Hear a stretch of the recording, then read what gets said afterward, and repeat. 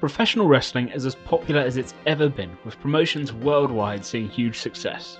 From WWE, All Elite Wrestling, New Japan Pro Wrestling, TNA, RevPro, CMLL, Stardom, and many, many more. There's never been a better time to be a fan of wrestling. But what about wrestling in a country often forgotten from maps? What about wrestling on an island with less than a quarter of the country's population? And what about wrestling in a city devastated by earthquakes in the early 2010s? Let's dig into the past 10 years of professional wrestling in Christchurch, Ōtautahi.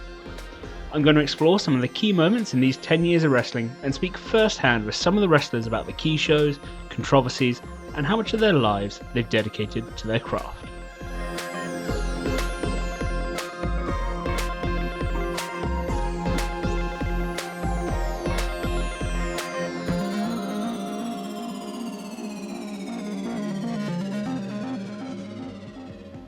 In the 1970s, professional wrestling made its way onto TV screens across New Zealand in the form of On the Mat. Home to the poorly named British Empire Championship, it aired for 9 years and toured the country with recording sessions in Auckland, Hamilton and Christchurch, with regular events at the Canterbury Court Stadium. After On the Mat's final show, there was almost no wrestling on the entire South Island, while promotion still soldiered on across the North Island. The only real wrestling on South Island during this time was a couple of WWE shows that took place in Christchurch at the Westpac Centre, now known as the Wharfbrook Arena. In the early 2010s, two large earthquakes hit the city, devastating large parts of the CBD and surrounding areas, causing loss of life and injuries throughout the city. Christchurch battled through, with suburban communities banding together as best they could as support came flooding in from across the nation. It is from the wake of these earthquakes, as the city started to get back on its feet, we start the journey into modern Christchurch wrestling. First, a question for you. What often follows an earthquake?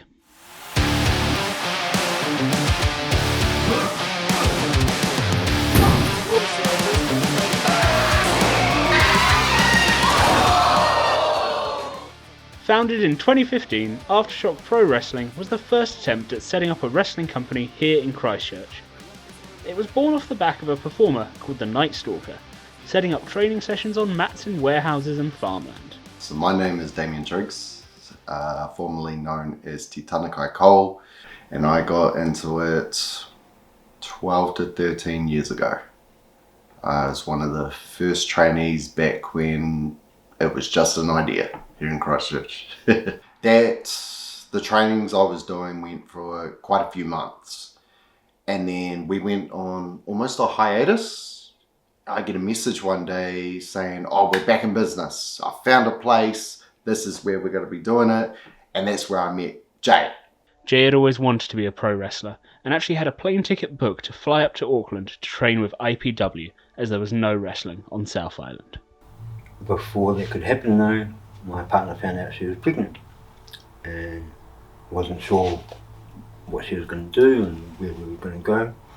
So basically I ripped up my plane ticket to Auckland and said I'm staying here because it's my baby and I want it. Jay's desire for wrestling didn't stop there, and he got in touch with anybody and everybody he could, until finally he found a lead. Come in on Monday, bring this amount of money for the training course fees. We're on the third weekend, so you've got some catching up to do. Come Monday, I show up at the training facility. To my benefit, none of the other trainees showed up. So it was just myself, the two trainees, 3 hours by ourselves, and we smashed through that 3-week training course that I missed out on. As the training course came to an end, there was a new small roster in Christchurch itching to show their skills. Jay pushed and pushed to find a way to get a company set up here in Christchurch. Basically I'd asked the trainer, so now that we train, like, how do we start a company? And I was told, we have to register a company and pay the fee for that and do all the paperwork for that. I forked out the money and pushed them to do that. How do we get a wrestling room? Well, there's a guy up in Wellington. We can talk to him because he builds them. I paid for that and got shipped a wrestling ring. Now, I was led to believe that I was paying for a wrestling ring to be built. Turns out that Martin had just packed up a wrestling ring that he had sitting there and just shipped that down to him. I didn't care. I followed my dream to train to become a professional wrestler. We registered the company. We now have a wrestling ring. With a ring secured and a company name registered, finding the correct venue was the next challenge. Thanks to the earthquakes, a lot of spaces that previously would have been perfect for wrestling were torn down or inaccessible. Jay racked his brains and took a trip back to his youth, visiting his childhood school, Papanui High. Went into reception. I'd done this without anybody knowing. I just pulled it out of my ass, really. Walked in there one day and spoke to reception. The high school dean walks out of his office and walks past reception. So I tell him, do you remember when I was here, I was a wrestling fan. I used to go around and with a couple of buddies of mine and we'd do wrestling moves in the backfield. I'm happy to announce that I've actually achieved my goal of being a professional wrestler, and now I'm looking for a venue to host our very first show. With everything set, it was time to get pro wrestling on the map in Christchurch. The first show was set for the 28th of March 2015, Emergence. As with most indie shows, the roster was not yet large enough to fill out the card, so a few names such as Charlie Roberts, Ben Manor and Kingston Eclipse were brought in to bulk it out. Our official number was 93 people showed up to it. We didn't have guardrails. Because of my job I was able to get us some cones and some pedestrian bars and use them as our barriers, I suppose. I thought it would be a good idea if we painted them black. Just, so we didn't have orange cones just sticking out everywhere. That was not a good idea. And the black paint did not dry. So any kids in the crowd that when came up and touched any of the cones instantly had black hands. But still it was an effect that added to the atmosphere of our very first show. The show went off about as well as anyone could have expected, and actually garnered the attention of some new trainees who would make their debut in the months to come. It also caught the attention of one hooligan Marcus Cool. I've always kind of thought of them, and I don't mean to give them praise in this way, like an ECW, because they're very raw, they're very untrained, unpolished, but they're so passionate and they really care. And they started it themselves from the ground up, from nothing. I've done this since I was 14 years old. I've been very fortunate and lucky that I was brought up the right way and trained by professionals back in Britain where there is a substantial scene and a lot of people that have been doing it for a long time. And so that's no fault of the Christchurch guys here. There was no one to train them or show them how to do it. They just wanted to wrestle and have a scene here, which I've got to kind of, over time, become to admire and appreciate and respect that. But the time when it happened and it started and I saw these bunch of guys that had never wrestled before and were essentially backyarders putting on professional wrestling shows and getting a crowd to pay for it, it really rubbed me the wrong way. And I wasn't a big fan. Wrestling training in the early days of Aftership took place in many locations. Some people literally training on the backyard on mats, others having a ring set up in the backyard, or eventually in a proper training facility. With a debut show under their belt, Aftershock looked to build momentum with Conflagration. This show featured a debuting Simon 7 alongside outside talent such as James Shaw, Rough Guts and Aaron Henry, now known as Hanare, who has made a big impression in New Japan Pro Wrestling. It's impossible to go much further without mentioning the Southern Wrecking Crew.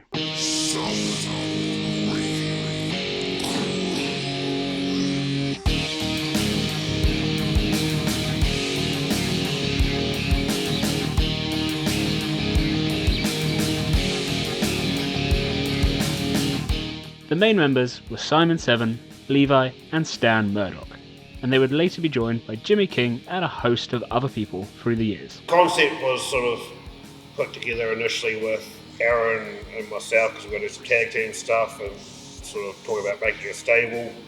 Then these two big mofos turned up and it's like, again, they fit because it was basically just a bunch of thugs, really. That was initially the concept of the stable, was just a bunch of thugs going out and beating people up.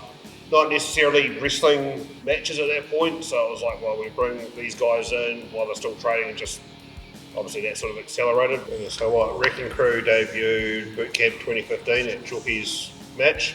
So to be fair, like, yeah, Aaron Henry helped put us over, Rockers helped put us over and establish us like the other two vets of New Zealand wrestling, even at that time, and they did the honours for us, which, I mean, I'm always appreciative of that, and found them to be two of the coolest guys to deal with backstage, everything, even back then. And Boot Camp was also the debut of John Usher on commentary, adding a more professional touch to the show, and helping to get the product out to the wider audience who weren't able to attend the shows. With John being a performing arts teacher, he was able to help work on improving the wrestlers' characters, promo work, and storytelling. It was really cool hooking up with guys like Aaron and Matt and stuff, and Simon, and those guys who had some really cool ideas about where to take storylines. And I was sort of trying to get more involved, I guess, with just running sessions with some of the guys. We were looking at promos, a bit of promo on it, like analysing it and actually getting them like really like trying to build some confidence with, like what you're going to talk about, what you're going to say in character, that kind of thing. With momentum building and a series of successful shows under their belts, things were looking positive for the future. The first over-the-top rope rumble took place in 2016 at Southern Stampede, with the debuts of Big Gun and Jason Reeves, who would soon become known over the years as Bogan Jesus. The Stampede would become a crowd favourite in Christchurch over the years, with the 6th Stampede taking place in September 2024. Crowds continued to grow, and APW Live was the debut of the super heavyweight Abraxas. So I had 2 matches on my first night. First one was against Ruin, who was the Jeremy guy who I was doing scare acting with. And then my second technical match was in a gauntlet against Falcon Kid, who I beat in about 30 seconds. And then a 10-15 minute match against T. Cole. And yeah, to do 3 matches in one night for a debut was pretty daunting. It was at the Papanui High School stage. I got very used to wrestling there over the years. It's still one of my favourite venues for wrestling in Christchurch. Had Dad in the audience watching, had my friends in the audience watching, booing me. It was very hectic, very chaotic, but got through it. And sort of at that point I thought, right, done the first one, can't go any worse from here, right? Right? While Aftershock was putting on packed shows, not everything was going as smoothly as it seemed. Creative differences behind the scenes were causing tensions to rise, and the first inkling of this to the crowd happened at Blind Fury. At the show, an infamous street fight took place between Southern Wrecking Crew and Tony Dazzler, partnered with the Kamikazes. The APW was starting to climb up, the numbers were starting to build up, and it was like we really needed a shock it or something to grab it. The feud was already boiling up from Stampede, so like with the Tony Dazzler Wrecking Crew dynamic, like, it was already getting heated. So it was us 3 versus the Kamikazes and Tony Dazzler, who was the GM at the time, the GM of APW. Yep. And what wrecks me is like we had good promos. The build-up was good. We had a real good storyline. We told them in the weeks leading up to it that if you release promos of actually training with the Kamikazes, like going through moves and matches and things with the Kamikazes, The GM is learning to wrestle. The GM is learning to wrestle. Then you can do some wrestling moves in the match. I know he wanted to do more. He wanted to be more. But he didn't put in the work. And that's all we asked him to do. That's all management asked him to do. And a lot of us were willing to do funny little videos with him, but he just, I don't know. He just didn't want to put that work in.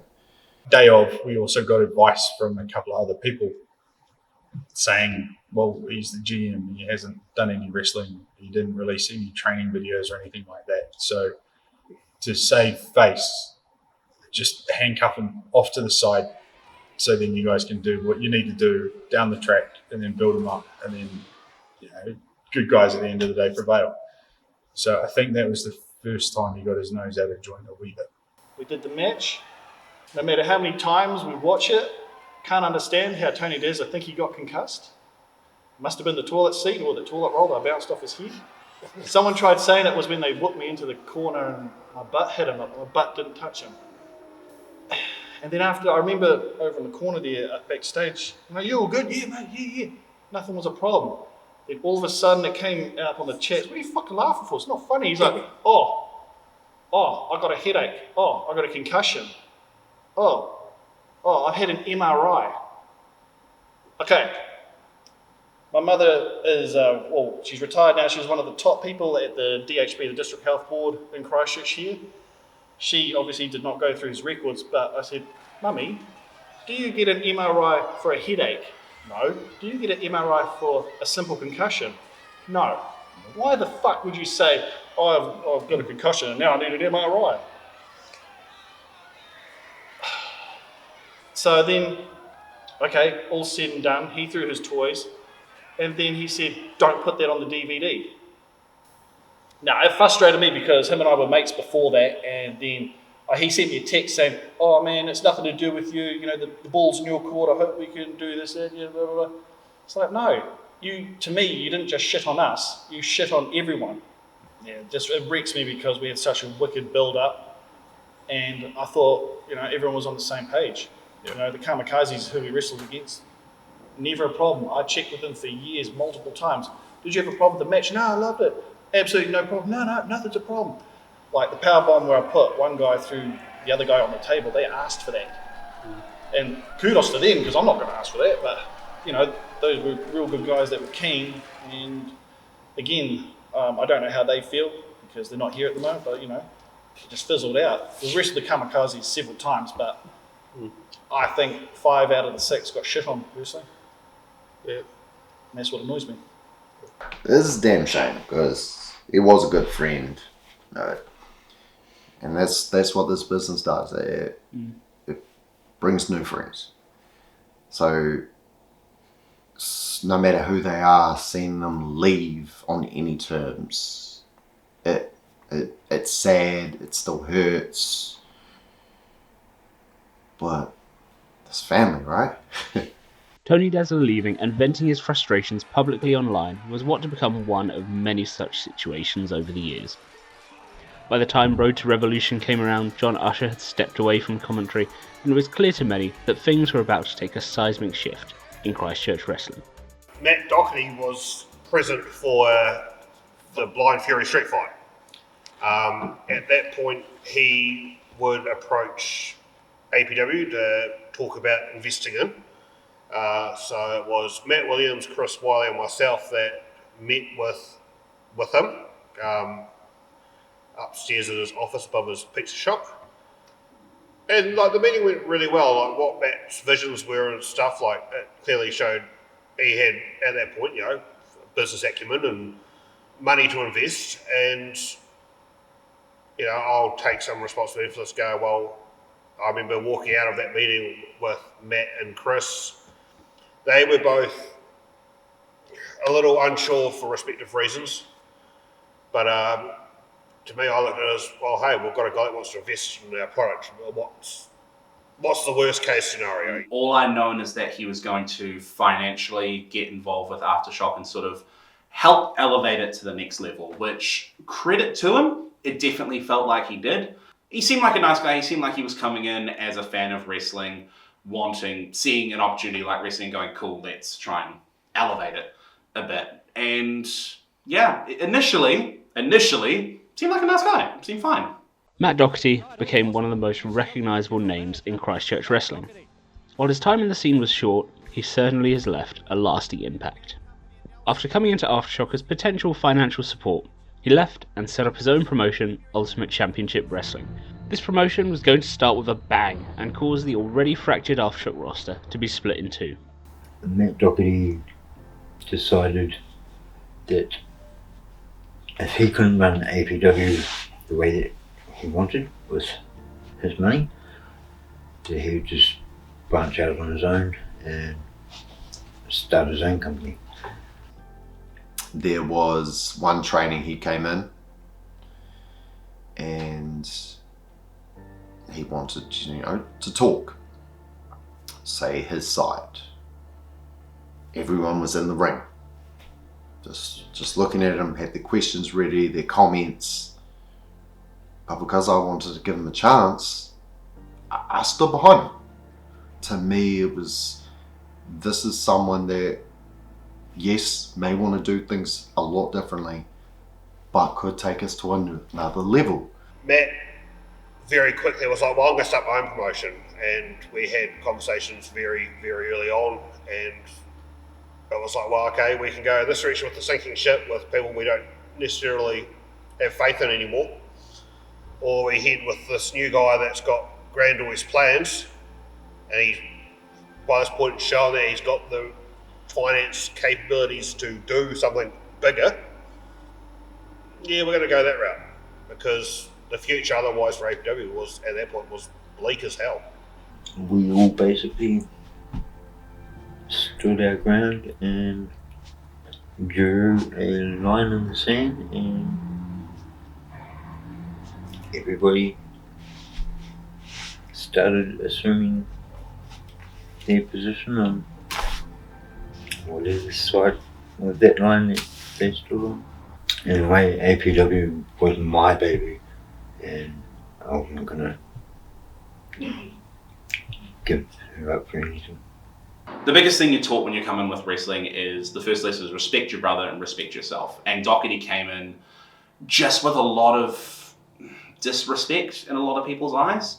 And a lot of people, I don't know whether it was just being cynical or being very jealous it wasn't happening with their companies or their end of the woods, were jealous of the money that was getting thrown in Christchurch and very much were, right, we do not like this guy. Most of the Christchurch roster stayed with Aftershock, wanting to continue the legacy that had been born here in Christchurch. Struggles with how the company was set up started to become apparent, and Chalky, one of the Southern Wrecking Crew, stepped in and purchased the company.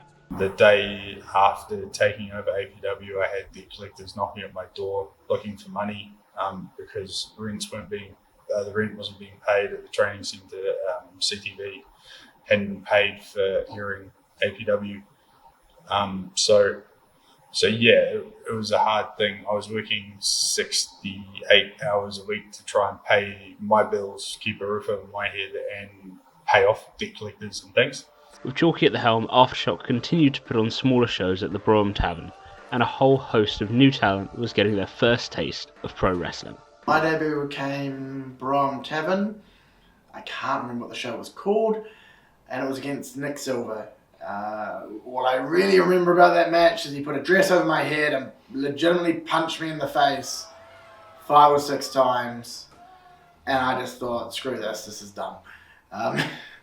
Everything you've been taught about how to wrestle and do stuff, and then a dress gets put over your head and you get punched in the face. After the match, I had a couple of people come up to me and say, hey, don't quit, you've got it, you've got something going on, keep going. First time I refereed, it was Hustler versus someone. And I'm feeling really bad for forgetting who that was. I was pretty nervous. Hustler was really great because he was the opening match and I was the referee for that. And he got like the crowd like, come on ref, like, you know, got me in, like, and he really brought me out of my shell and like got me in the zone for the match. So thank him for that. I remember that was my first reffing gig. I'd been training for a bit, helping set up the ring and all that, and wasn't really part of the shows until I got the reffing gig. While the Brougham had helped keep Aftershock going, it was clear something needed to change, or the new promotion that was starting up would drive them out of business. The first show for Ultimate Championship Wrestling was held in Cowell Stadium, certainly an upgrade from the previous venues, and it featured a wide array of New Zealand wrestling talent. The big Cowell show with like 1,200 people and only New Zealand talent on the card. Pretty frickin' impressive. No, you know, first New Zealand show that's been promoted by New Zealanders that had pyro. You know, we were getting paid. We had merchandise. Doherty's initial investment into Christchurch Wrestling and his startup at UCW at the time is why Christchurch Wrestling is where it is now. Doherty took a massive financial loss setting everything up, He spent so much money on marketing and advertising, everything to establish the company, make it a brand that people would know, and built it up. He did meet and greets, he did promotion on the radio, he had massive posters and billboards. He did everything he could to build the brand before the first show and afterwards. He would have lost tens of thousands of dollars from the initial shows. He would have lost more and more as they went on. But Christchurch Wrestling and Unified Wrestling now is built on that base platform. The show featured a setup unlike anything seen on South Island before, with 1,000 people crammed into the venue. Alongside these larger crowds, everything else felt bigger. A guest ring announcer was brought in, there was pyro, and the show in general looked like a step up from what Aftershock had put on up until this time. People around the country were starting to take notice of Christchurch. We fly up, you get there was a lady that did tanning, because I think he owned like a tanning salon or some shit, and then she tanned you up, and then you went backstage and there was big fucking there's pyro, and they had some like boxing dude doing the ring announcing, and I was like, this is pro wrestling, this is what I see on TV, this is sick. And then you get out there and there's 1,000 people, and the matches were fine, I guess. I don't know, I don't really remember much. I remember it being very convoluted, but they were fine. And I was like, this is sick. Go back to the hotel room, all the boys there, we all pile into a room, boys and girls I should say, sorry, because everyone was there, piled in, we're all getting on the piss. Great day, wake up the next day, get home, oh yeah, I'm a pro wrestler. The money that was getting pumped in, even though it wasn't sustainable, it was really cool to see wrestling get to that point in Christchurch. The Invasion show at Cal Stadium, phenomenal experience. I got to come out with flame pyro going off behind me, which is still probably one of the highlights of my career. Something I don't think will ever happen again. My fondest memory is Cal Stadium, that was run by UCW at the time. The reason for that is because I just had a newborn daughter, I think a week prior, and on a 2-week period we had an SPW show, which is groundbreaking records. I think at the time we did 600, and then the very following week was the Cal Stadium show in Christchurch, which I think was over 1,000. So at the time, those numbers for New Zealand wrestling were unheard of. With Doherty at the helm, it seemed like Christchurch wrestling was entering a new boom phase. Another event called UCW Live took place at Riccarton High School and again featured talent brought in from around the country.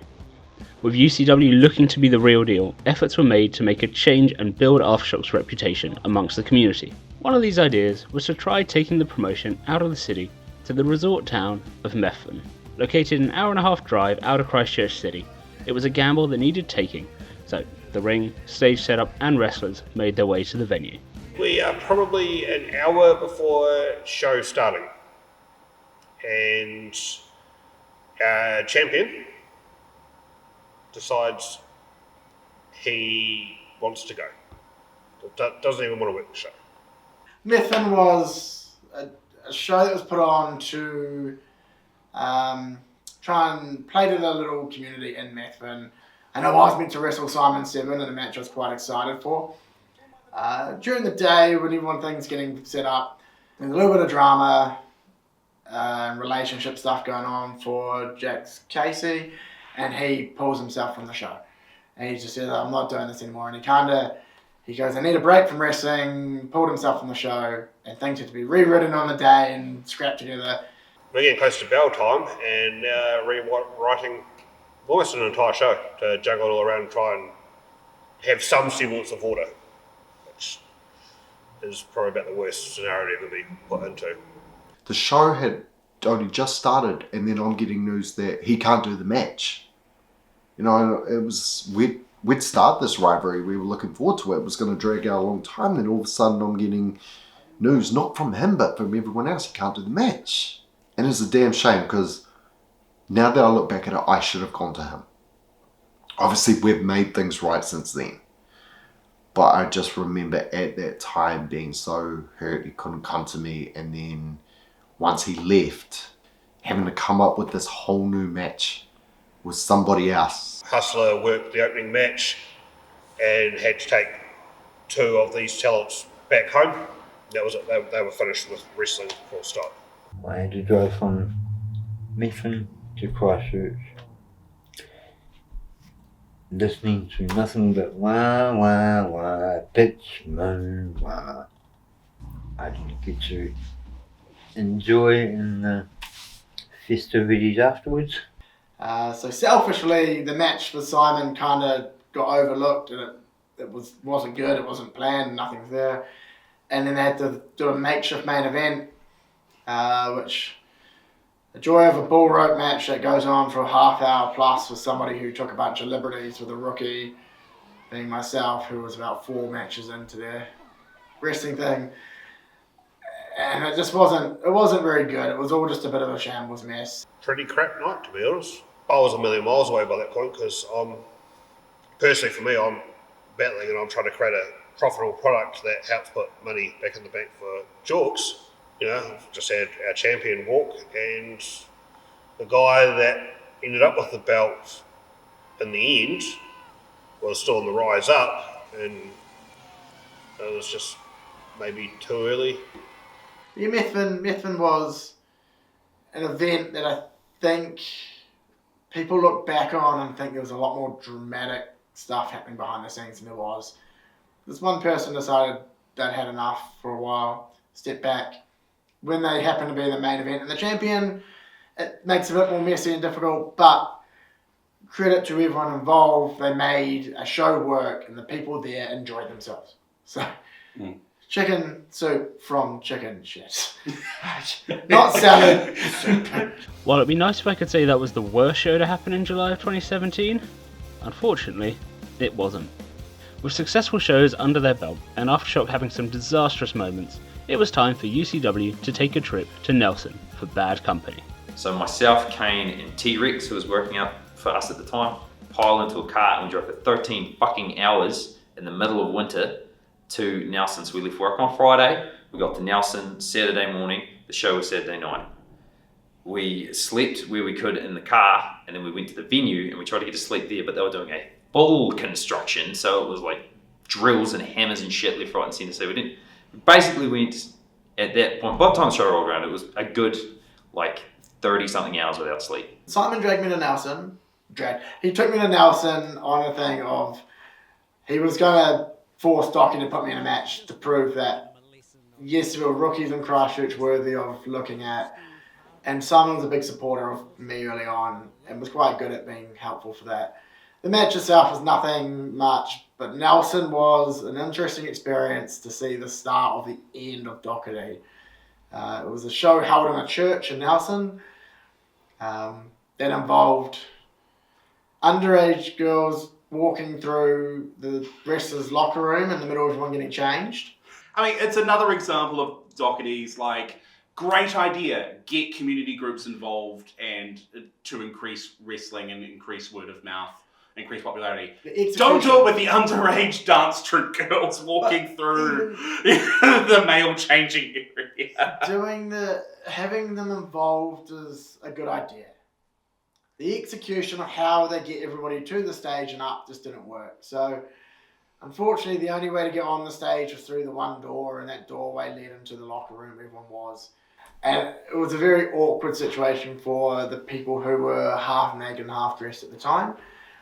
Unfortunately, that's not actually the big issue that came out of Nelson. My view on Nelson, it was third UCW show. I was going up as part of the 5-on-5 Bad Company match, which was a lot of weird fun and a lot of interesting personalities in one match. They did have Brooke Duncan in the main event, which he was the hometown boy, so that made a lot of sense. I don't want to say the match or the performance or whatever was dog shit. I felt, me personally, I didn't know what was going on. I was delirious, and it was just I did poorly. It was bad.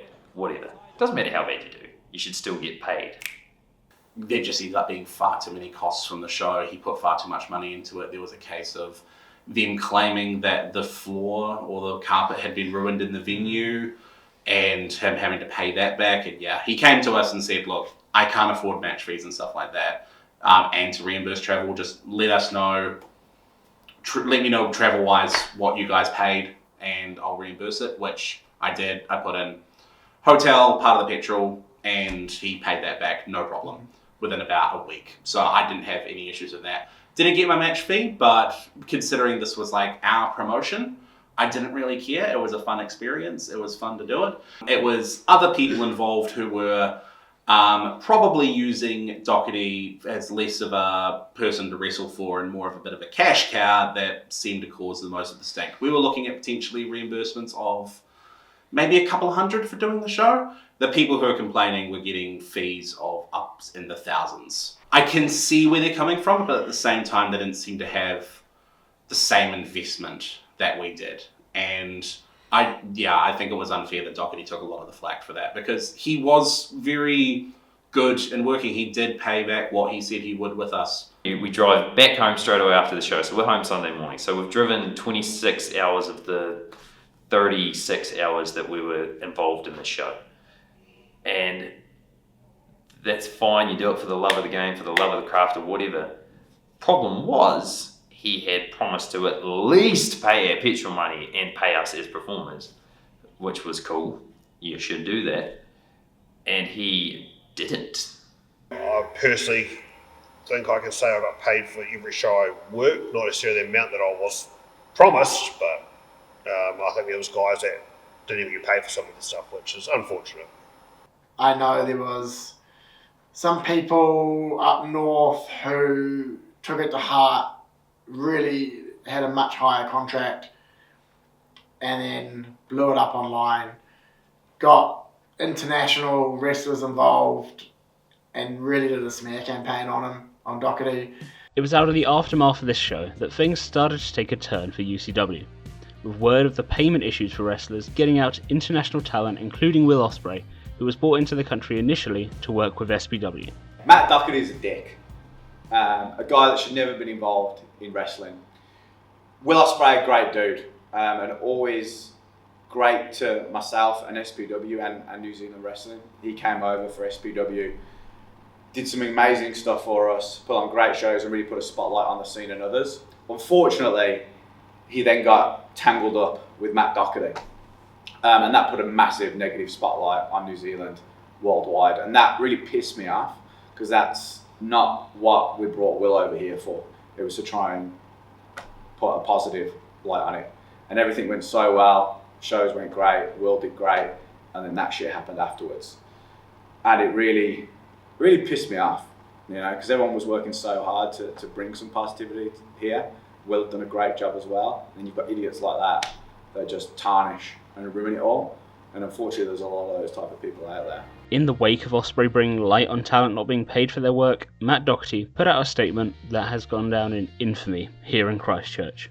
Paul Sayers, unfortunately UCW has fired Paul Sayers. The reason we fired Paul Sayers is because he was a fucking idiot and basically demanded that he be paid more than anybody else on the roster, didn't give a shit about anybody else. He basically told me that he wanted everybody else's money and fuck them, he just wanted it for him. So Paul Sayers was fired. Then Paul Sayers goes and has a little chat with Ospreay, who they are buddies at the moment. I don't know. And now this whole thing is blown up bigger than it could possibly be. So the truth of the matter is, Paul Sayers and Will Ospreay, you money-hungry motherfuckers. This is all this is about. You are about money and fuck everybody else. When the talent in Christchurch saw this level of response, it was clear to them something was up, something was going on. Oh, we didn't have to be told anything. Matt Doherty posted enough online of that. There was a very infamous video now of him recording selfie mode in his car and threatening people online who had said bad things in the show with the iconic "my foot, your ass." Will Ospreay, if you've got a problem with me, come and fucking see me. I have a ring set up. We can have a real fucking fight. We'll see how easy it is to do a flip with my foot inside your fucking ass. So we knew that things were going downhill very quickly. The whole social media uproar that sort of started attacking him, and it just grew and grew and grew. And then he started retaliating, and it just snowballed. Because that's really what it was. And he pissed off certain wrestlers, and then they start talking with the other wrestlers and say, next thing you have this community within the wrestling circle that hates Matt Doherty, wants nothing to do with them, will do everything to trash him, and then you've got the other community that's working on those shows to get paid, because, hey, it's a payday. At this point, most wrestlers in the country would not get paid for a show. It was also after this show and Mountain Mayhem that Aftershock started to come to an end, and Doherty purchased the company from Chalky. Doherty wanted APW shut down, as it was not even competition to him. So we tried to keep it running as a feeder system for him, so he could focus on everything he was doing. But then he wanted exclusivity over people like us. We reached a deal to shut APW down, which there's photos of our last show at the Woolston Workmen's Club and stuff. It was a horrible decision at the time, but I had no choice. If I remember rightly, I think the audience, no, they didn't know that was our final show until it was announced right at the end of the show. One photo in particular has me right up front, leaning on ropes, bawling my eyes out, because everything I'd worked so hard to achieve, and everything I'd worked so hard and achieved, was coming to an end. Was at its end. For us to be able to build from nothing and have 200 to 300 people at some of our shows, so to have that many people connect with us and continue to come back, and it wasn't just us that felt that was the end, but crowd members that were just as heartbroken as what we were.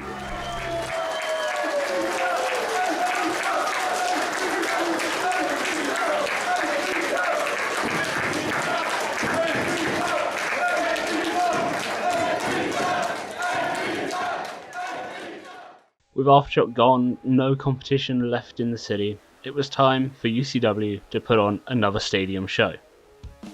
Buff Bagwell was booked on this show, and bringing in international talent was clearly a part of how Doherty saw boosting attendance and the standing of New Zealand wrestling from around the world. Very little footage remains of this show, as it was only available on a pay-per-view service, and while being in the same venue as the debut show, it was only able to bring in around 600 fans, so a 40% drop off in just a few months. How much of this was to do with the drama surrounding the payment situation, and how much was the way promotion for the show was done? It's impossible to say. Before we even reach a year of UCW starting, Doherty was gone. An absolute disaster of a show called Invasion at Rickerton High School was the final nail in the coffin. Invasion to New Zealand versus Australia. The end of UCW. Doherty's very last show. It went for about 4 hours long in a school hall with, it still had 300 plus people.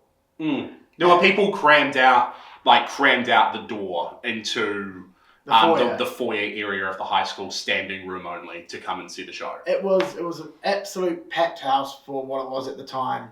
Leading into that last Doherty UCW show, he started firing shots at Will Ospreay, made him sound like a complete dickhead. So we're like, you know what, let's give Matt the Golden Keyboard Warrior Award. To which he's like, that sounds like a great idea. This is all sarcasm, by the way. It's just us being complete idiots. But he said, so like, yeah, what's sweet, that's right, we'll go on the show, we'll do that. One of the biggest dramas out of that blew up was at intermission, all the doors got open for airflow. End of intermission, they shut all the doors. There was a big groan from the crowd. Doherty gets in the ring, and I do not want this line to be taken out of context. I hope you guys have a good night. I'm sorry it's so hot. I'm sweating like a rapist, and I've been in here for like 3 minutes. So, guys, I didn't quite catch what he said, but I hope we catch that. Probably just as well. The reason that this got memed out as it did was because we were recording and live streaming the shows at the time, which was, again, really cool step for New Zealand wrestling to have live streaming of shows. The first and only show in Christchurch to be live streamed was Invasion. The live streaming, for the technology and for the area, was going really well until Hayden Daniels decided he wanted to charge his phone. So he unplugged a plug just somewhere in the backstage area and cut off the live streaming for about 10 minutes of your opening match. So that footage is lost to time because it does not exist. We also had the Bushwhackers on that show. One of the Bushwhackers wrestled Simon Seven and gave him an injury. I think it might have been a concussion. You got to try and organise a segment or a spot on a show with, these guys, and elderly at this point, so you want to be like, hey, what do you want to do, that and that. Yeah, that doesn't happen when everyone's going, oh my God, I watched you growing up, I love you. And so, about 20 seconds before we go out the curtain is about all the time I got to go, hey, what are we doing? And the clusterfuck proceeds to begin. What else can I say? I didn't protect myself in a spot, I got concussed. There was one of the shittest moments of my career. Me and Mark were watching Simon lose to the Bushwhackers because it was his homecoming. So we were the bad guys trying to pick a fight with the Bushwhackers. Then I literally walked behind the curtain, so water in my hair, turned around, walked back out, and New Zealand versus Australia. Was it the same show? Yeah. Exact same show. Okay, what do you right after that match, I go back out and I'm meant to be a good guy wrestling the Aussie. That's what I mean by the dumbest psychology. The psychology, like you said, the psychology of the whole show made no fucking sense. And we got to the end, and by this point, Doc had already made his sweating like a rapist comment in the middle of a show. So basically, the writing was on the fucking wall at this point.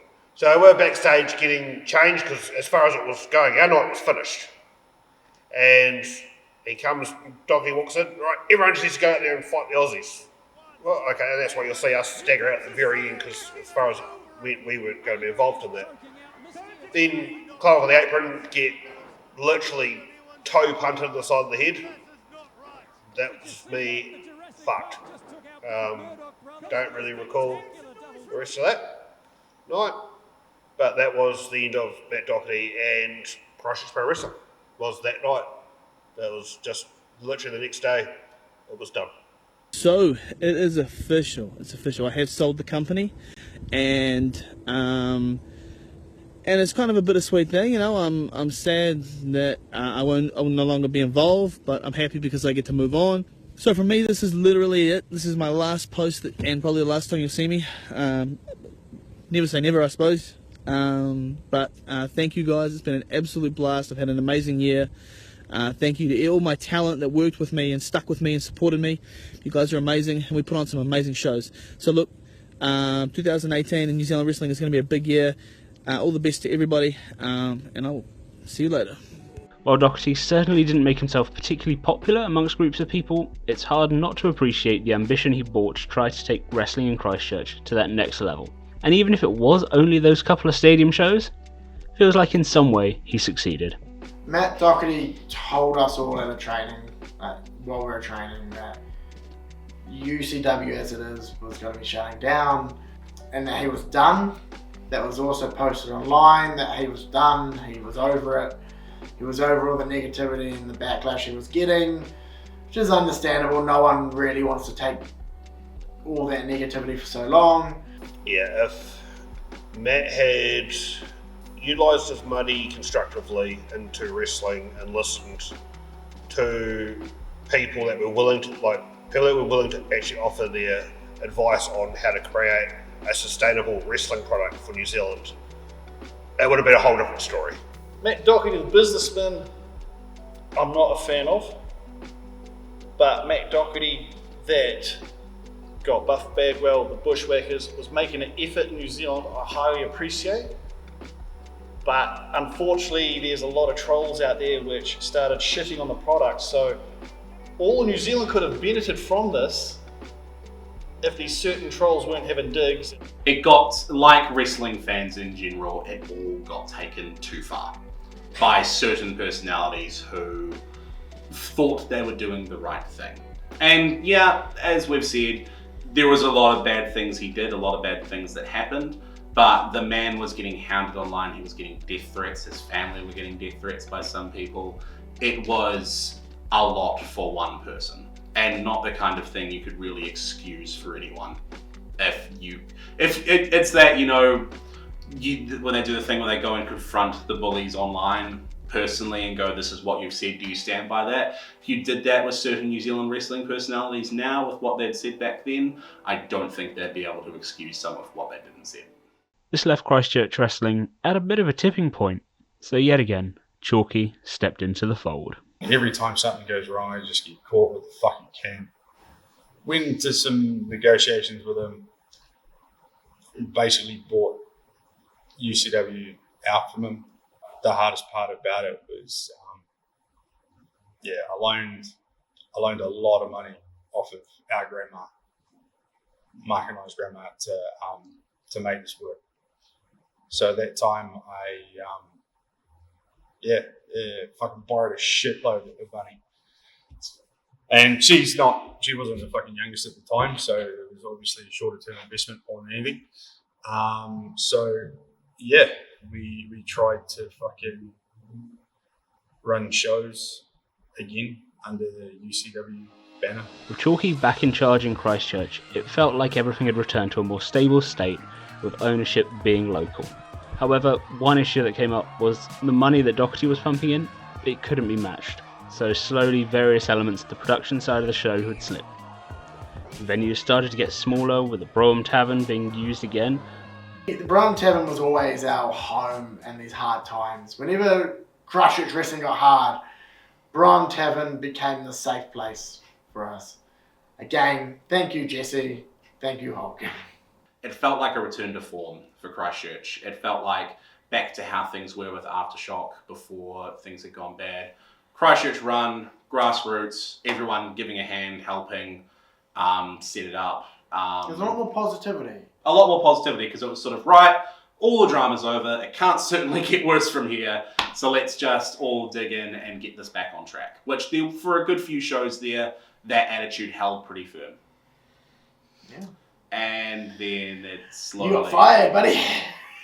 So the story leading up to this is Abraxas with the Cult of Abraxas had gotten his hands on the Aftershock title. He'd had a bit of a feud with Bryant, had a match with T-Rex, and he kept winning matches by disqualification. So management went, okay, from now on, to stop these kind of things happening, we're going to make the Aftershock title a hardcore title, and every defense will be no disqualifications. Then they put me against Abraxas after I spent a little bit of time down in Invercargill with one Will Power, who had introduced me to CZW and the Tournament of Death and Jimmy Havoc and Masada and all these guys who've been doing this completely different style, and we were talking about doing it and why I thought this would be a good idea.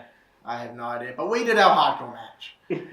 A match that was pushed to be no rules, no limits, no nothing. And the thing that's not really known publicly is like, yeah, I play Abraxas, I'm a big softie. This guy was the one who was like, yeah, let's do all this stuff. And the big monster is the one sitting there going, I don't want to hurt my friend.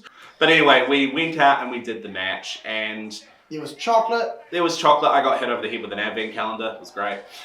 So yeah, it's one of those things where we incorporated more. It wasn't just a horror film. It wasn't just a gore fest. We started out with some comedy. There was some wrestling stuff involved, and then the more gimmicky weapons got involved.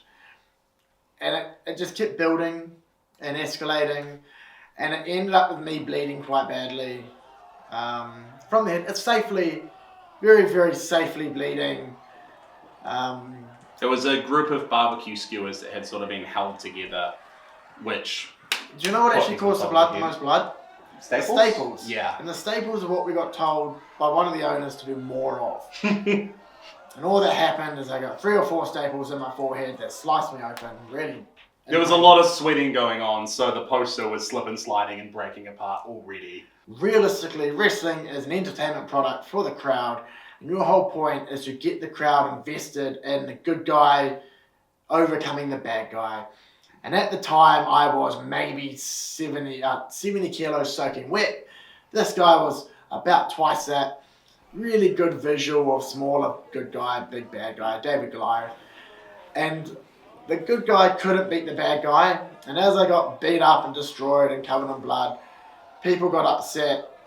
A child in the front row cried, got upset, and went to leave for their family.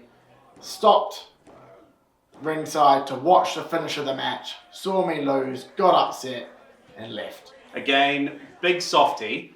I felt terrible. I like, Abraxas made kids cry.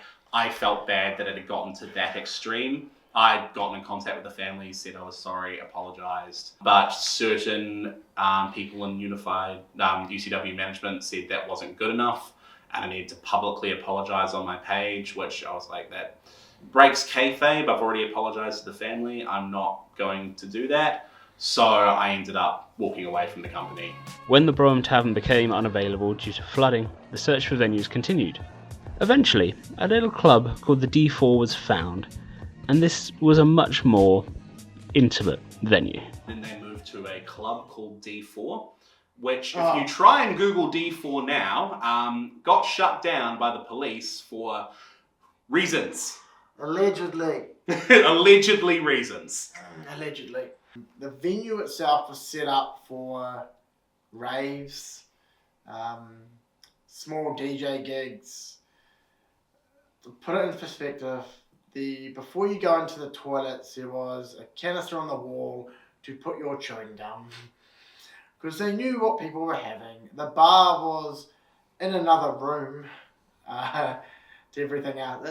They knew their target audience. If you imagine a strip club from Grand Theft Auto, that's kind of the vibes you got going in. Plus, a guy who worked security on the door, who was kind of dressed like a Maori blade with a leather jacket and He was very chill though. He was like nice guy, a bit odd, but very nice. The venue was very tiny. There was no way you're getting more than maybe 50, 60 people with a ring in the middle of this fucking dance floor and people around it. You're basically at the wall. So you got a ring, then you got like people around the ring. So you're only looking at like 50, 60 people around. You're never gonna get like hundreds and hundreds of people in there. They had a smoke machine, and when the smoke machine went off, it like covered the whole room. So like you're meant to obviously you want like the cool puffs of smoke when the wrestler comes out so they look cool, but like you'd end up with like going smoke around here, like kind of not really fun to wrestle in because it makes your throat dry really fast. There were some amazing matches happen there. So part of the joy of Chalky is he had connections with guys from Wellington and Invercargill, and he was able to put on matches between some of the best guys in the country at the time, and it was amazing. Like we got some of the best talent in the country in Christchurch. We had them putting on shows, mingling and helping local guys out before the show. It was definitely a time where we got a lot of experience and growth.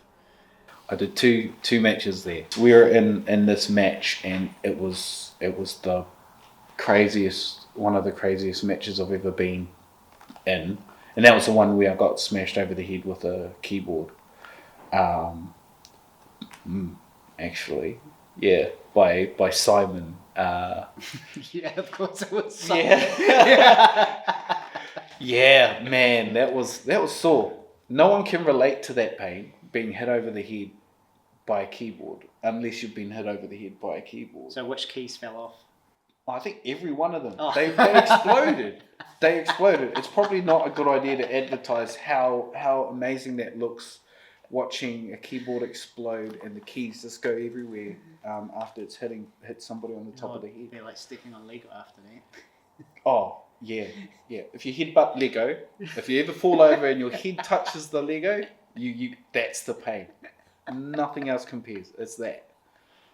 With such a small venue, audience numbers started to fall, and eventually Chalky's motivation to continue being involved as the owner of UCW faded. Chalky was able to find another local member of the scene to purchase the company off of him, and this allowed him to focus on his own wrestling career around the country. Before we get too much into the story of what happened after Chalky sold UCW, let's take a look at a competitor that had sprung up in the wake of Doherty departing the Christchurch scene. The original core start of Asylum was from years and years ago when I first started training. It was Chris Miles, Bogan Jesus being like, oh yeah, I really want to build my own ring in my backyard and just, have people over on weekends and just have a wrestle and have a play around. And that was sort of its start. And it was an idea that coagulated for a long time. And then when the Matt Doherty drama started coming up, Bogan had met with Matt Williams and Aaron Hasty and talked more seriously about actually, what if we did build our own ring and just started doing our own thing?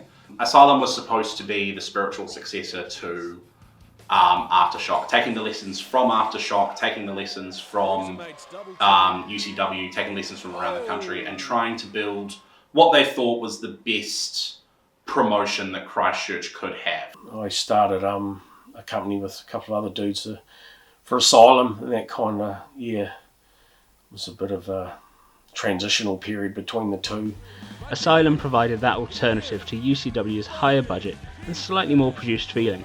Having two companies in one city was a struggle, and talent was generally only able to work on one promotion at a time. Which is cool to have an option for people who didn't fit in with what was UCW at the time. However, the market's not that big. So to have two companies fighting each other, saying people couldn't work for each other, it really broke up the crowd in two. And people would often go to one and not the other show because they were following a wrestler, not the companies. They tried putting a bit of their own money into it like Doherty had, but limiting what that was and keeping it just to, okay, we're going to invest in production value and having some merchandise to make money. So instead of scattering, just throwing money at it, they tried to take that list and go, okay, what can we actually put money towards? In those early shows, Asylum did have some incredible matchups with wrestlers from across the country coming down to get involved. The actual match quality, early Asylum probably had higher quality wrestlers from a pure technical in-the-ring athletic standpoint. Unified or UCW or Ultimate, whatever it was called originally by Bogan, had a lot more storytelling elements to it, and the characters were the focus more than the athletic in-ring ability. For a start, it was fantastic. It was a really good, interesting view on how Christchurch should be, but it did bring its own problems. Things happen and things change, and it sort of just, had a good run for a little bit, and then it just, shut down eventually. And I don't know how much you want to dive into that, but it was a pretty dark moment for Asylum. Unfortunately, as with all the other promotions in Christchurch, there were issues with Asylum's ownership. The original hope was having 3 owners would mean that if there were 2 people conflicting on an answer, that meant that one person could be a tiebreaker. It turned into 2 people being on one page and one person being on the outer, and that was Bogan. I was more just the ring guy, the setup, dragging the rings and trailers around and doing that sort of stuff. So it was just run a wee bit differently. So I sort of just, kept myself down. What I did and, did well. Sometimes when you got multiple heads managing one thing, you get different views and people not agreeing with each other.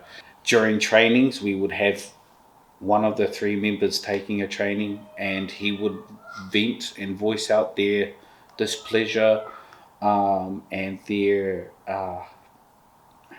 frustration on us, which always took a toll on the training because it just set the mood. Actions were taken because ultimately it was a poisonous, toxic environment.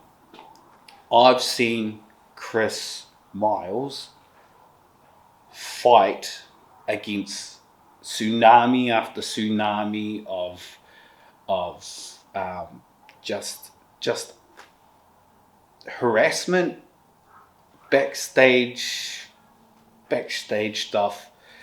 He's kept his head up. He does it for the love of wrestling. With these issues in Asylum, it was time for Bogan to look for his own way to be involved with wrestling that wouldn't be quite as negative on his mental health. Asylum started to crumble because Bogan had the money. Bogan had the money and was off doing his own thing. I think Aaron stepped away first and sort of refocused on what he was doing with work and with his partner. Then Matt also stepped away and left one Reese Justice Sharp Walsh to take over the booking and running of shows, albeit small at the training venue, with a budget of 0. We were running shows out of the garage because we had no authorised budget to go anywhere else or do anything else. These smaller shows were certainly intimate and provided a platform for the newer members of the Asylum roster to grow and develop their character and style. I almost looked like a face type guy, right? And I was supposed to be a bad guy. So I needed a way to point it out more, and I needed to do more crowd work. Like, how can I make myself look like a punk who just thinks he's above everybody? And I'll just say that. And I come out, yeah, cheer for me because I'm better than you. And then it was more superior than all of you. And then it started from there. And the kick out, throw my fist up in the air. I did it once to try it out, and it just hooked on. I heard the crowd saying superior and like loving every time I kicked out. So thank you, whoever that was. Might have been you actually. From day one, he wanted some of that superior love. Superior love. No, we're not going there. These small shows, while great fun, would ultimately not be enough to see the promotion continue for too much longer. We were basically running it by the skin of our teeth, trying to keep it alive. Matt and Aaron very much disappeared. It was a rough way to see it end, and it was a lot to put that stress on Reese just to sort of run it on his own, which huge credit to him. He tried, and Reese was probably the lifeblood of Asylum. Came in originally to help with the training. He had been wrestling in Nelson before moving down here. He ran the training. He was a lot of people's favourite person. He got very mentally taxed from all the drama that was happening around him, and then ended up not too long after working a show up north, getting a concussion, and he hasn't been able to wrestle since. And that's a real shame because he was incredibly talented at what he did. I don't think people really know how much or how important it is backstage for someone or a group of people to help morale stay so positive. It doesn't happen on every show, but those last few Asylum shows had that feeling of everyone was happy to be there and happy to work them. It felt to me like a return to how things were for me early Aftershock. That fun really came through near the end of Asylum. I was there when it was toxic. I was there when it was addressed, and I'm still here today with Unified because Chris Miles wants the best out of everybody that he lets in through the door. He wants the best out of Christchurch wrestling. So let's pick up on the lineal promotion, UCW. With Chalky deciding to sell the company, it wasn't that long before a certain Bogan Jesus purchased the company and took sole ownership of it. Thankfully, someone else bought me out, and I was able to pay our grandma back. And I made sure, because she was getting older, and I don't mind telling the story, she was starting to lose her memory a wee bit. So the last $1,000 I got out in $5 notes. So I made sure she had a fucking stack of notes this thick when I walked in with our last $1,000 and a big shit-eating grin on my face to pay her back because it was all done. No, it's a nice memory, man. And wrestling is a family thing. Like, fuck. She loved Hayden Daniels. She loved Hayden Daniels. She loved Hayden Daniels. She had a little schoolgirl grin on her. At 70-something years old. She loved Hayden Daniels. But he played up for her. He was real good. 100%. But unfortunately, Grandma passed last year. Yep. But I'm really thankful for Hayden for doing that. Actually, like he didn't have to. But no, big thanks to him for that. Oh shit, yeah. She had a photo with him, and it was displayed every time he walked Oh on. yes. No photos of me and Mark with no championship. No, that was in the cupboard. The only photos of us, the big one I took, was at the bottom of the cupboard. Yeah, but she knew it was there, man. Dude, it all boiled down to, like, she wanted to see us wrestle. Yeah. She wanted to see it keep going. Without her, who knows? Yeah, we've been deep in the water. We may have stopped. With a few shows continuing to take place at the D4 during this transition period, the change in direction with Bogan at the helm became clear at Unified Wrestlemouth. This would be the first show to be held at the Kaipoi Club, a venue that has become the spiritual home of wrestling in Christchurch in the last 5 years. I actually brought Ultimate off another guy and basically, rebranded it. and wanted to do it my way. Changed it to, Unified Championship Wrestling, and away we went. And I just, that's when I had sole ownership. I was the complete owner of it and stuff like that. So I had all the, booking ideas and stuff. But we sort of just took it back to basics, really. Took it back to 80s styles, good versus bad. Unified ran one show under him in D4 and then moved out to Kaipoi completely. For the greater good. Yeah. It was probably the best move that could have been made. Bogan moving wrestling to Kaipoi out of D4, which had a bunch of negative connotations to it, and energy, and just everything about it was really negative feeling. The fresh start with a cleaner, bigger venue, it had a new feel to it. Bogan really sort of reset and refreshed wrestling in Christchurch with it. And we were just having sellouts after sellout crowds in a Kaipoi club. I think some of our biggest drawing crowds were for the Southern Stampede. And it really, a year in, and then it just took off. We've done massive shows here, and I've been hugely proud of what Unified did and will keep doing. Shows at the Kaipoi Club have taken wrestling to different levels in Christchurch, with ladder matches, TLC matches, and all kinds of various unique stipulations over the years. It wasn't long before another road bump would hit Christchurch wrestling, and to be honest, everyone, with the global COVID pandemic. The pandemic meant all events were shut down for months, with no shows taking place between February and October 2020. The first show after things started to open back up was Southern Stampede, the over-the-top rope rumble that first started back in 2016 and was a crowd favourite. So they wanted the seating for our first show back to be quite far apart, so people weren't invading each other's bubbles. At the time, that was a big thing. People would sit in their bubbles, but there's only really so much you can go with that when you've got a crowd of people gathering around. Yeah. People wanted something. People wanted wrestling. The crowd wanted to be there and see it again. I think everyone was sick of lockdowns, of being at home, no sport, there were no movies coming out in cinema, there was nothing really happening, and then there was a show to go to that was family friendly for everyone. And coming back got a lot of goodwill, and we went from kind of smaller, medium crowds for us, and that show first after COVID was a lot bigger than it should have been, or had any right to be, and it was kind of the start of the trajectory of growing the numbers from 150 plus to that sort of 300 mark and bouncing up from there. And a lot of goodwill was formed by having that wrestling on and letting people enjoy themselves. People felt a lot more free, and wrestling has always been a release for people.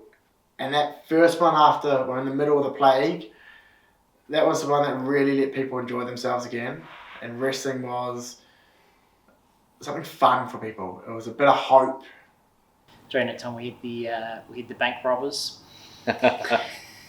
which amazing. That was fun. We would just grab guys who were already working on the show, give them balaclavas and big burlets with sacks or whatever, and then just kind of go out there and pretend that. And it was over gangbusters with the crowd. They really loved the concept, and it was just so funny.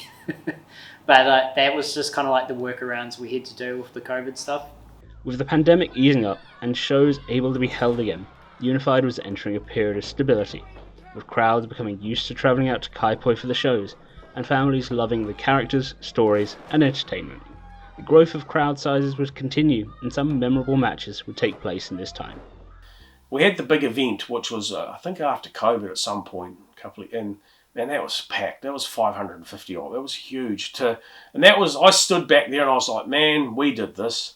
And it gives me chills thinking about it, actually. And it's that was an accomplishment that can't never be taken away. Those big crowds are just something that sticks with me. So horrendously proud of that, Melissa, my partner, she put a huge amount of work into Unified behind the scenes, along with other people that have been and gone.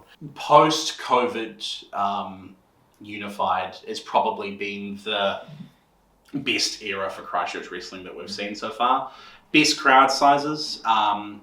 best for local talent, getting their names out there, having new fresh faces like In the Zone coming through, Elliot Samuels, Reese Gibson. And Nico Dandy at the time. Yep, who's now up doing stuff with Farley.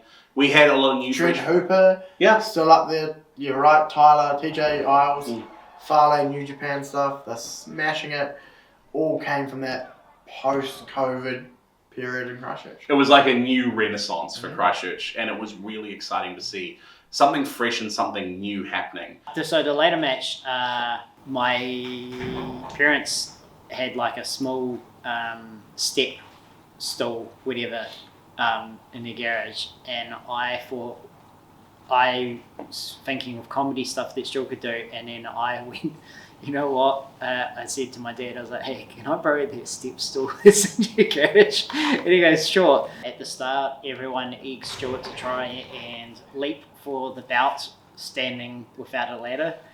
So here I am leaping in the middle of this ring for them, everyone going, oh, that was a really good effort, go again, go again. And so we did that for like the first minute of the match, which just all the other competitors encouraging me to try and jump and grab the title, which my leap's not the best anyway, but it probably was entertaining to watch.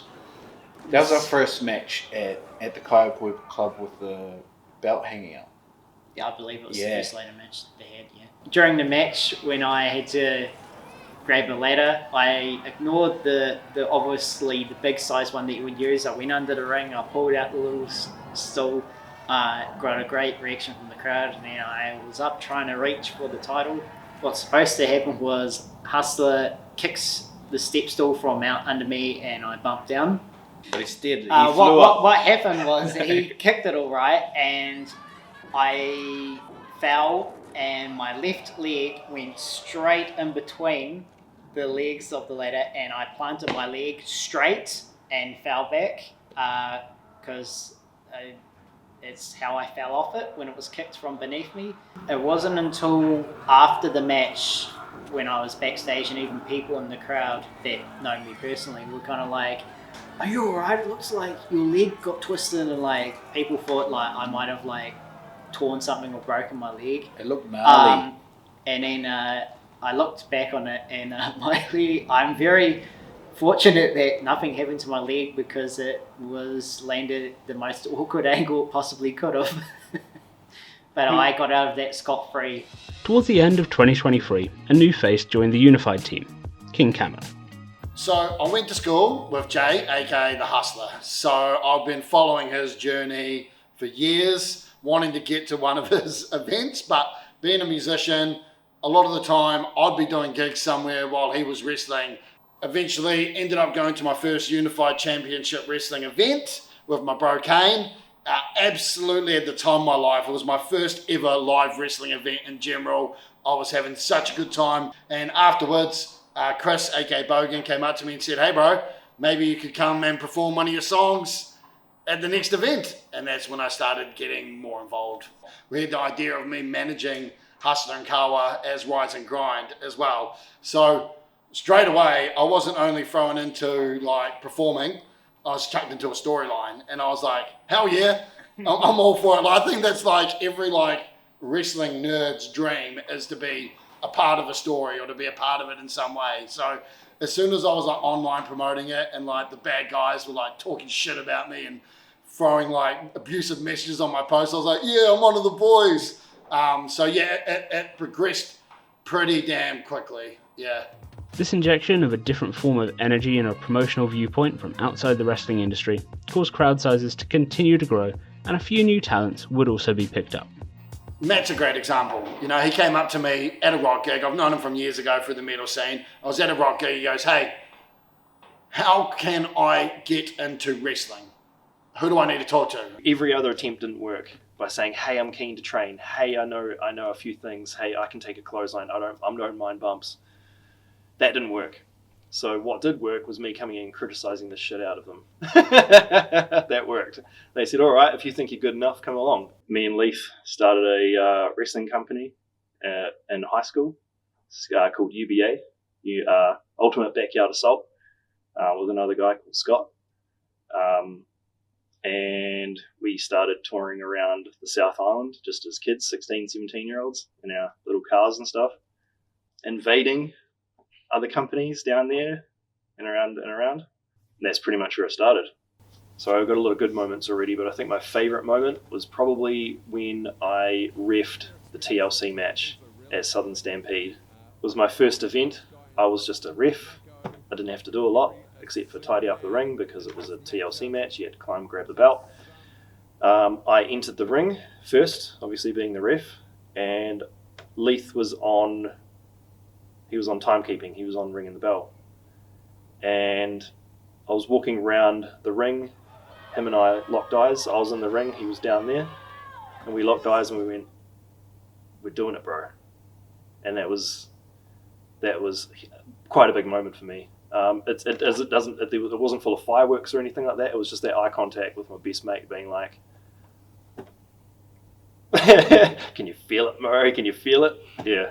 I think it was probably my best moment so far is having that life coming around full circle and locking eyes with my mate. A new training facility was set up in late 2024, and the Christchurch scene had regular training available for the first time pretty much since the pandemic when everything was shut down. The most important thing that needs to happen, that has happened recently, is a training school. It sounds mad that I'm saying that, but there was no training school here for I don't know how long. So how are these guys getting reps? How are they training? How are they learning? How are they getting better?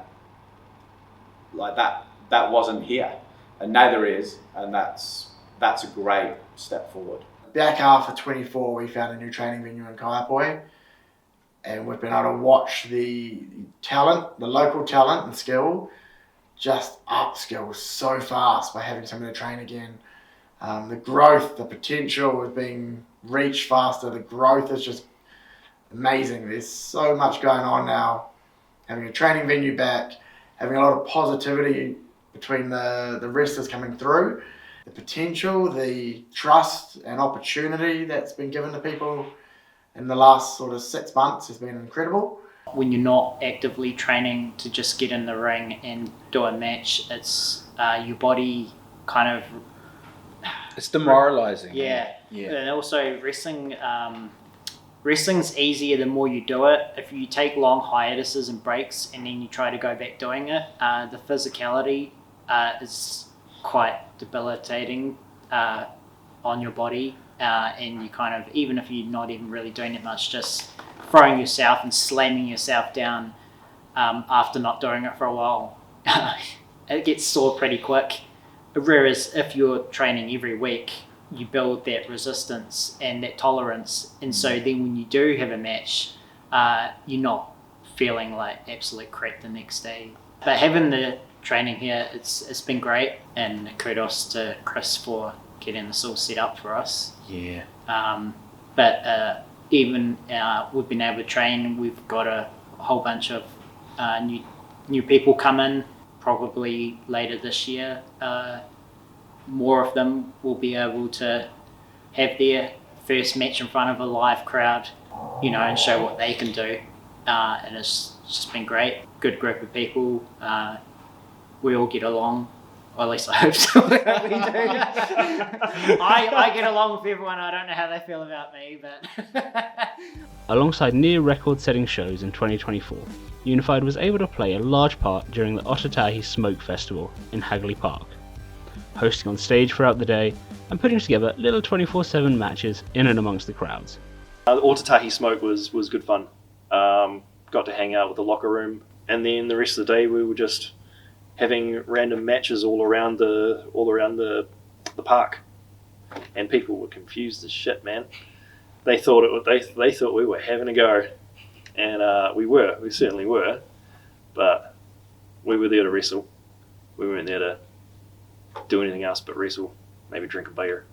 And that very much brings us to how everything is today. With the chaos of the early days long in the past, it's time to have a look and see where everyone that's been involved over the years hopes the Christchurch scene will be in 10 years, and how they believe it's possible to get there. It's all about popularity and keep pushing the grind. Just keep grinding all the time. Keep putting the product out in people's faces and putting on good shows, and You know, you want people to come to a wrestling show and an entertainment show. There has to be so many facets to it. In another 10 years, I would love to see Christchurch Wrestling back at the venues like a Cow Stadium, but on the back of their own hard work and not just throwing a bunch of money at it. As far as the next 10 years go, I'd love to see Christchurch get to a point where it's mentioned in the same breath as other local sporting events. Like, oh, you want to go see the rugby, you want to go catch the basketball on Friday. I'd love to us to get to a point where just colloquially in Christchurch, oh, you want to go check out the wrestling on Saturday? Oh, yeah, no, it sounds fun. I'd love us to get to that point where we're just sort of not a small secret in Christchurch anymore that only a couple of hundred people know about. It really depends on management, ownership, the wrestlers. There's so many factors. Wrestling is as big as it ever has been right now.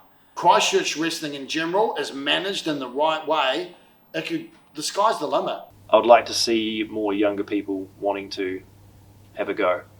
It's not easy, but I think if we can inspire enough young people, we've got the next generation already on their way. If we can take this seriously enough, promote enough, we can all work together as a team. We can unify.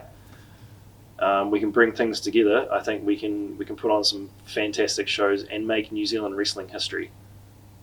You know, I think we can really take this bull by the horns and ride the shit out of it, man.